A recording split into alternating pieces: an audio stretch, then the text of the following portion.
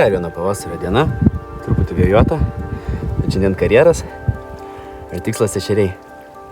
Žinau, kad čia jų didelių yra, kol lydekas gaudavau, tai tikrai pagaudavau ir nemažų ešerių. Pažiūrėsim, ar jie dabar norės kibti ant mikro. Teko ilgai pasivaikščioti, bet... O, pirmas.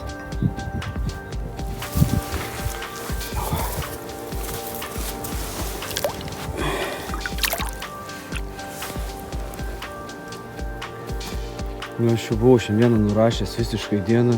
Vienas prieš tai kibimas, 3 valandos tuščiai. Ir toks batonas. 30 su pusę.